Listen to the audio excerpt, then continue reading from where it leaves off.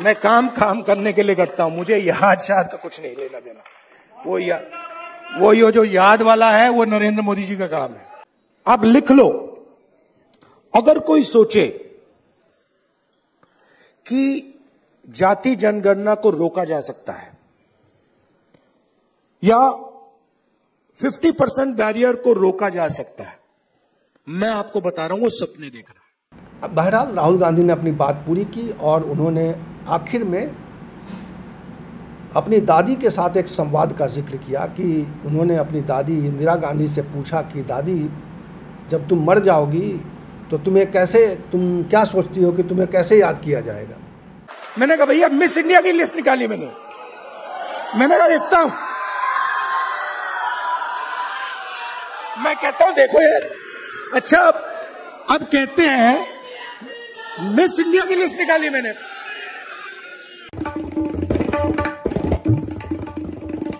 नमस्कार मित्रों, आप ये तो जरूर मानते होंगे कि इस वक्त भारत में राजनीति के सिर्फ दो ध्रुव बचे हैं।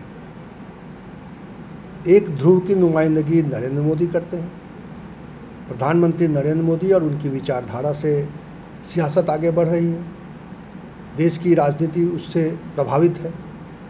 और दूसरी ध्रुव पर बैठे हैं राहुल गांधी, और राहुल गांधी भी एक बहुत बड़े वर्ग को प्रभावित कर रहे हैं अपनी राजनीति से, अपनी सोच से और अपनी राजनीतिक विचारधारा से। आज राहुल गांधी प्रयागराज में थे, प्रयागराज से उनका पुराना रिश्ता है, लेकिन आज उस रिश्ते की वजह से नहीं, एक संविधान के साथ उन्होंने जो नया रिश्ता बनाया है उस रिश्ते से आज वो प्रयागराज में थे। और प्रयागराज में संविधान सम्मान सम्मेलन का एक और कार्यक्रम था। राहुल गांधी के स्पीच से पहले कई विषयों पर चर्चा हुई और उस चर्चा में हिस्सा लेने के बाद राहुल गांधी के सामने उसकी रिपोर्ट पेश की गई। चर्चा का विषय ये था कि जो अलग अलग संविधान को लेकर समस्याएं हैं या संविधान को लेकर खतरे हैं या देश की राजनीति की जो दिशा हो सकती है महिलाओं के लिए, युवाओं के लिए, किसानों के लिए, उसका रास्ता कैसे तय हो, वो कैसे आगे बढ़े, उस पर किस तरह के राजनीतिक विमर्श के साथ काम करने की ज़रूरत है। और इन सवालों पर चर्चा के बाद, बृहद चर्चा के बाद राहुल गांधी का कार्यक्रम था और राहुल गांधी के भाषण का बहुत ही बेसब्री से इंतज़ार हो रहा था, क्योंकि उनकी विचारधारा से प्रभावित एक बड़ा तबका उनकी ओर देख रहा है कि कैसे वो अपनी राजनीति को लेकर आगे जा रहे हैं। और आज राहुल गांधी ने उन सबको एक बड़ा संदेश दिया है। इस वीडियो में राहुल गांधी का वो संदेश क्या है वो आप देख पाएंगे। दरअसल जाति जनगणना की बात तो लगातार हो रही है। राहुल गांधी इस बात पर बहुत जोर दे रहे हैं कि जाति जनगणना होनी चाहिए और उसके आगे का रोड मैप भी वो बता रहे हैं कि मैं इस 50% के बैरियर को समाप्त करना चाहता हूँ। आरक्षण के लिए जो 50% की जो एक सीमा रखी गई है उसको हमें तोड़ना है, वो भी ये खुलेआम कह रहे हैं। और जब भी वो ये बात कहते हैं तो तालियां बजती हैं हॉल में। यानी बहुत बड़े वर्ग का समर्थन है कि संविधान में आरक्षण का जो सीमा है वो सीमा अब 50% से आगे आनी चाहिए, क्योंकि जातीय जनगणना का रिजल्ट आने से पहले ही ये तो सभी जानते हैं कि पिछड़े तबकों की, दलितों की और अल्पसंख्यकों की आबादी करीब 90% है या क्या है, उसके बारे में जब गणना होगी तब स्थितियाँ साफ होंगी कि किस तरह से कितने सारे लोग वंचित हैं अभी भी। और उस सवाल को लेकर आज राहुल गांधी ने कुछ खुलासे किए, कुछ बातें की हैं, वो इस वीडियो में आप देख पाएंगे। दरअसल आज राहुल गांधी ने कुछ अहम बातें भी की। 40 मिनट का वैसे तो भाषण था, 40 मिनट तक उन्होंने बहुत सारी बातें की, बहुत सारी स्मृतियों को उन्होंने साझा किया। उन्होंने वो बात भी बताई कि राहुल गांधी जब रायबरेली गए थे और रायबरेली से लौटते हुए उन्होंने जब एक मोची की दुकान पर वो रुके तो उन्होंने क्या देखा, क्या समझा, उस पूरे अनुभव को उन्होंने साझा किया। और उसके बाद उन्होंने कहा कि अब ये सवाल खत्म हो चुका है कि 50% का आरक्षण की सीमा को समाप्त होना ही होगा। जातीय जनगणना को अब रोका नहीं जा सकता है, कोई रोक नहीं पाएगा। और उनका कहना था कि ये जनता का ऑर्डर आ गया है। तो राहुल गांधी ने ये भी कहा कि वो सब ये राजनीति के लिए नहीं कर रहे हैं, इसके पीछे उनकी कोई राजनीति नहीं है। उन्होंने इस सवाल का जवाब दिया कि उनके ऊपर ये आक्षेप, ये आरोप लगाया जाता है कि वो ये सब राजनीति के लिए कर रहे हैं और देश को बांटने की कोशिश कर रहे हैं, जातियों से लड़वाने की कोशिश कर रहे हैं। ये सवाल भी उन्होंने रखा लोगों के सामने, लेकिन कहा कि उनका मकसद ये नहीं है। उनका मकसद ये है कि मुझे अगर उनके लिए कार्यक्रम बनाना है तो मुझे डेटा चाहिए। 21वीं सदी है और 21वीं सदी में बगैर डेटा के कोई काम नहीं हो सकता है, बगैर जानकारी के उनके लिए नीतियां नहीं बनाई जा सकती हैं। इसलिए मुझे ये डेटा चाहिए और ये डेटा, और ये सिर्फ मेरी मांग नहीं है, अब देश इसके लिए उठ के खड़ा हो गया है। तो उन्होंने साफ किया कि वो ये सब जो कर रहे हैं ये किसी राजनीति के तहत नहीं कर रहे हैं, बल्कि आज उन्होंने एक कदम आगे बढ़ के ये भी कह दिया कि अगर उन्हें इन सब का राजनीतिक नुकसान होगा तब भी वो ये करेंगे। ये बड़ी बात है। और मंच से उन्होंने जब ये कहा तो उनके अप्रिसिएशन में बहुत सारी तालियां बजी। यानी उनकी इस बात के प्रति जनता का भी समर्थन है, ये बात भी समझ आ रही थी आज।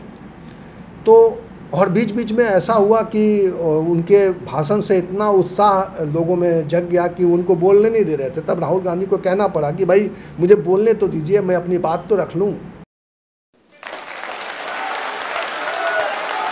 आप देख लेना।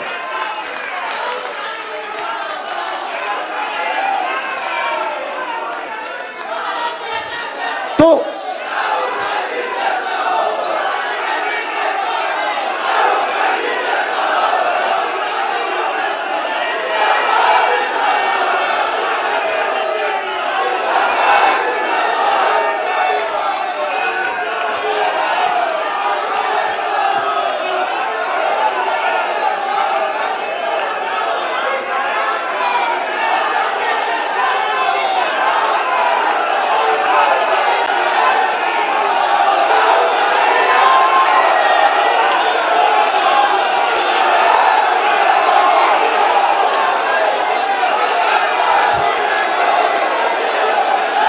अच्छा बोलने दो।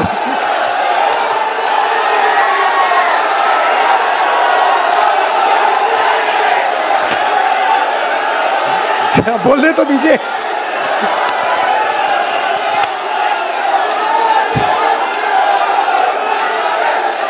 एक बार मैं छोटा था। अच्छा सुनिए दादी, एंड करता हूं मैं अपनी साइकोलॉजी, थोड़ी सी आपको साइकोलॉजी समझा देता हूं। मैं छोटा था,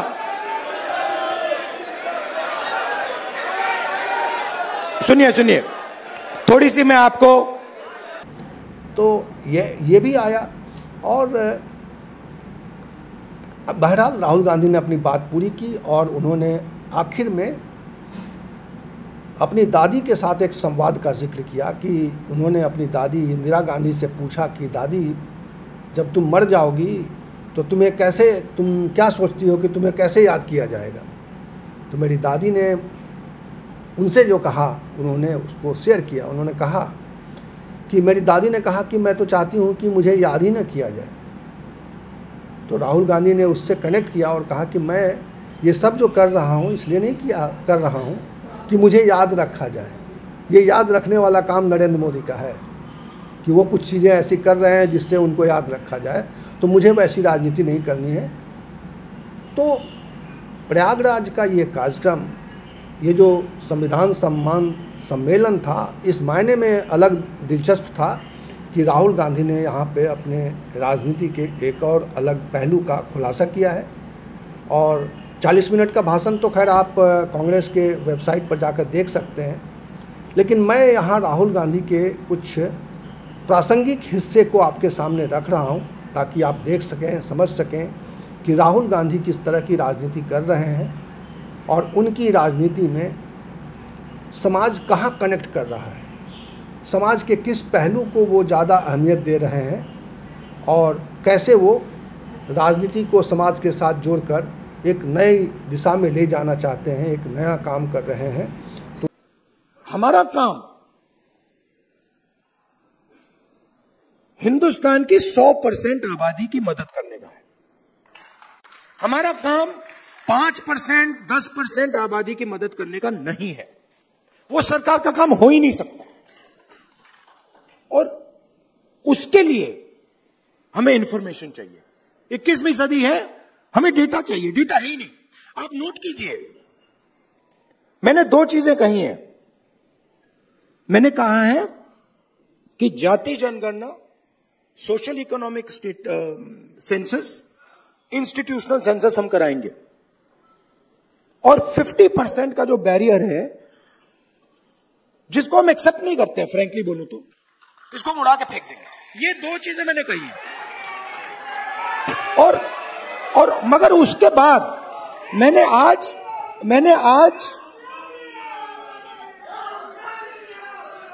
तक सुनिए आज तक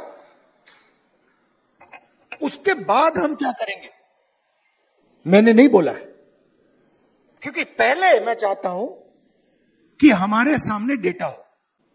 नीचे देखो वहां पिटाई हो रही है, ऊपर देखो वहां पिटाई हो रही है, साइड देखो वहां पिटाई हो रही है, मतलब जहां भी देखो। और 90% आपकी आबादी है। अब अगर आपकी 10% होती तो कोई कह सकता हाँ भैया 10% आबादी है, ठीक है, बट 90% आबादी आपके बिना देश ही नहीं चल सकता। और फिर मीडिया में आपको दिखेगा भैया, एक पहले क्या होगा, वो बॉलीवुड की बात करेंगे, वहां पे डांस गाना दिखेगा, उसमें भी आपको कोई 90% का नहीं मिलने वाला, कोई नहीं मिलेगा। मैंने चेक किया भाई, मैंने लिस्ट निकाली है। मैंने कहा भैया मिस इंडिया की लिस्ट निकाली मैंने कहा देखता हूं। मैं कहता हूं देखो यार, अच्छा अब कहते हैं मिस इंडिया की लिस्ट निकाली मैंने। सुनो मैंने मिस इंडिया की लिस्ट निकाली। कहा ठीक है देखते हैं, मतलब माइनॉरिटी भी 90% में आती है मैडम, आप भी शामिल हैं। और आपको और शायद जो आपके साथ हो रहा है वो सबसे ज्यादा खराब है, मतलब आप पर तो डायरेक्ट आक्रमण हो रहा है। मगर आप भी 90% में हैं। तो मैंने लिस्ट निकाली मिस इंडिया की। मैंने कहा भैया इसमें तो होगा, मतलब एक दलित महिला तो होगी, एक आदिवासी महिला तो होगी ना दलित है, ना आदिवासी, ना ओबीसी, कोई नहीं। आपने कभी मीडिया में मोची का इंटरव्यू देखा है? बस मेरे चैनल पे आ रहा है और किसी चैनल पे नहीं आ रहा। आप चाहे मोची हो, बढ़ई हो, प्लम्बर हो, धोबी हो, कभी नहीं दिखेंगे। और ये देश को चलाते हैं लोग। और फिर मीडिया में कहते भैया मोदी जी गले लग गए, सुपर पावर बन गया। कभी वो यूक्रेन भागेंगे, कभी रूस भागेंगे, वो कभी गले लगेंगे और फिर भैया सुपर पावर बन गया, सुपर पावर बन गया। मतलब कैसे बन गया? 90% लोग मतलब शामिल ही नहीं है उसमें कि भाई 90% क्या सोच रहा है, क्या हो रहा है, क्या इश्यूज हैं, क्या मुद्दे हैं। अच्छा आप एक और बात नोट कीजिए, किसी की टांग टूटती है, वो कहता है भैया मैं अस्पताल में जाके एक्सरे करना चाहता हूं। कभी कोई उससे कहता है नहीं करो एक्सरे? कभी नहीं, कोई नहीं कहेगा ना कि भैया एक्सरे मत करो। वो चिल्ला रहा है कि भैया मेरी टांग टूटी है, लोग कह रहे हैं नहीं एक्सरे मत करो, नहीं। बट यहां ये हो रहा है, मैं कह रहा हूं जाति जनगणना करना है, एक्सरे करना है, सारी मीडिया वाले कह रहे हैं नहीं करना है। क्यों नहीं करना है? मतलब हमने उसके बाद एक शब्द नहीं बोला क्या करेंगे, हमने सिर्फ यह बोला कि भैया हमें डेटा चाहिए। दलित कितने हैं, आदिवासी कितने हैं, माइनॉरिटीज कितने हैं, जनरल कास्ट के लोग कितने हैं, गरीब जनरल कास्ट के लोग कितने हैं, और कौन सी संस्थाओं में बैठे हैं, बिजनेस में कितने हैं, बॉलीवुड में कितने हैं, मिस इंडिया में कितने हैं। बस हम पता लगाना चाह रहे हैं। सारे के सारे मीडिया वाले, मोदी जी कहते हैं नहीं भैया पता नहीं लगाओ, देश को बांट रहे हो। भाई 90% की हम बात कर रहे हैं, आप कह रहे हो देश को बांट रहे हैं। कैसे देश को बांट रहे हैं? मतलब हम सिर्फ ये कह रहे हैं कि भैया 90% लोगों के पास भागीदारी है, हां या ना चेक करो। कहते नहीं देश को बांट रहे हो। जो भी संस्थाएं हैं, इलेक्शन कमीशन हो, मीडिया हो, फ्री मीडिया हो, जुडिशरी हो, ये सारी की सारी संस्थाएं कहां से आई? ये इधर से आई। आप इसको मिटा दो तो हिंदुस्तान में एक संस्था नहीं बचेगी। कोई इलेक्शन कमीशन नहीं बचेगा, कोई रिजर्वेशन नहीं बचेगा। जो आपने कहा कि कॉन्स्टिट्यूशन से फायदा मिला, वो 5-10 साल में सब खत्म हो जाएगा। मुझसे किसी ने पूछा आप संविधान की बात कर रहे हो और आप जाति जनगणना की बात कर रहे हो और आप रिजर्वेशन को 50% से बढ़ाने की बात कर रहे हो। मैंने कहा ये तीनों एक ही चीज है। ये दोनों जो चीजें हैं इसको बचाने की, क्योंकि अगर हम देश में 90% लोगों को भागीदारी नहीं देंगे तो ये नहीं बचने वाला। और हमारा लक्ष्य इसको बचाने का है। ये हिंदुस्तान के गरीब लोगों का प्रोटेक्शन है। वो मोदी जी मॉडल चलाने की कोशिश कर रहे हैं, महाराजा वाला, वो शहंशाह वाला मॉडल। हमने मोदी जी को ये करवा दिया।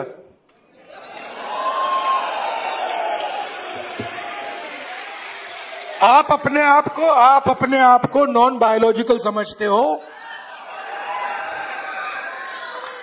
आप अपने आप को नॉन बायोलॉजिकल समझते हो। आप अपने आप को डायरेक्ट भगवान के साथ कनेक्शन समझते हो। Wrong number. Wrong number. चुनाव के एकदम बाद ये आप लिख लो। अगर कोई सोचे कि जाति जनगणना को रोका जा सकता है या 50% बैरियर को रोका जा सकता है, मैं आपको बता रहा हूं वो सपने देख रहा है। ये होगा ही होगा। इसको रोका नहीं जा सकता है। ना जाति जनगणना रोकेगा, ना सोशो इकोनॉमिक सर्वे रोकेगा, ना इंस्टीट्यूशनल सर्वे रोकेगा, ना 50% का बैरियर रहेगा। ये तीन सारे के सारे उड़ेंगे, क्योंकि हिंदुस्तान की जनता ने ये मन बना लिया है। ऑर्डर आ गया है, जनता से ऑर्डर आ गया है। अब आपको प्रधानमंत्री जी को यह बात एक्सेप्ट कर देनी चाहिए और ऑर्डर लागू कर देना चाहिए। और अगर नहीं करेंगे तो फिर दूसरे प्रधानमंत्री करेंगे। बीजेपी वालों ने मुझे तंग किया, डिस्टर्ब किया, उनको मैं गुरु मानता हूं कि इन्होंने ही मुझे सिखाया। इनके बिना मैं नहीं सीख सकता था। मैं बता रहा हूं, आप लोग नहीं सिखाते मुझे। आप लोग मुझसे प्यार करते हो, आप नहीं सिखा सकते। उन्होंने मुझे सिखाया, तो वो एक प्रकार से मुझे उन्होंने डायरेक्शन दी, भैया क्या नहीं करना है, उधर देखो, वो नहीं करना। तो एकदम मुझे पता लग जाता है। मैं सुबह उठता हूं, क्या नहीं करना, उधर देखता हूं, अच्छा वो नहीं करना। जो सीरियस राजनेता होते हैं उनकी लाइफ में कभी कभी राजनीति से आगे चीज बढ़ जाती है। मैं जाति जनगणना राजनीति के लिए नहीं कर रहा हूं। ये आप मत सोचिए, मुझे इसमें इंटरेस्ट नहीं है। मैं पता ही क्यों कर रहा हूं, क्योंकि मुझे जब मैंने हजारों लोगों से बात की है, जब मैंने उस मोची भाई से बात की ना, और उसने मुझे बताया कि किसी ने मेरी इज्जत नहीं की लाइफ में, मैं इस बात को एक्सेप्ट नहीं कर सकता। मैं इस बात को एक्सेप्ट करने को तैयार नहीं हूं कि हिंदुस्तान में ऐसे लोग हैं जिनके पास हुनर है, एक्सपीरियंस है, समझ है, मगर रिस्पेक्ट नहीं। मैं इसको एक्सेप्ट नहीं कर सकता। बाकी लोग एक्सेप्ट कर ले, मुझे कोई फर्क नहीं पड़ता। तो मेरे लिए ये औजार है। तो हुआ क्या, एक दिन एक जर्नलिस्ट आए मेरे पास। Love you brother. एक जर्नलिस्ट आए मेरे पास, सीनियर जर्नलिस्ट हैं। तो वो मेरे पास आए, जो मैंने आपको अभी बोला ना, नुकसान हो जाएगा तो भी करूंगा, तो उसको समझा रहा हूं।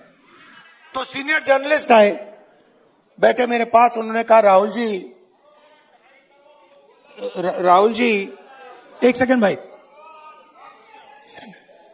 आए मेरे पास सीनियर जर्नलिस्ट, और उन्होंने मुझे कहा, राहुल जी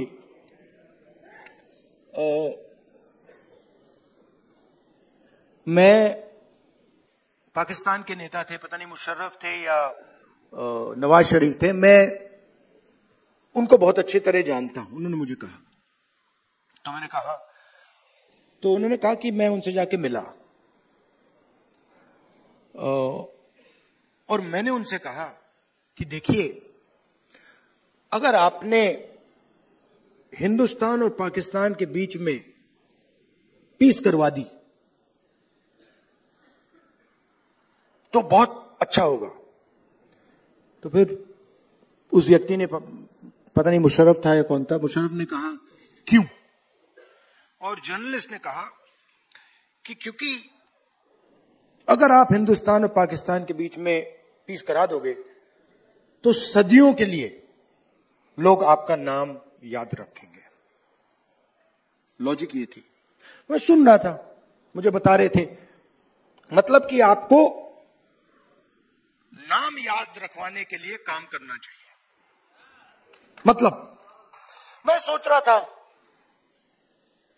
और जैसे मैं सोच रहा था, सुन रहा था उनकी बात, मुझे एक बात और याद आई। यही सवाल मैंने दादी से पूछा था जब मैं छोटा था। मैं दादी के पास गया, मैंने कहा, दादी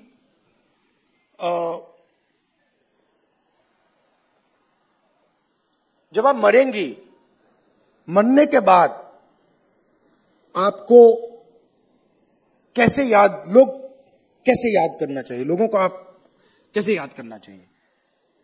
दादी का जवाब पता है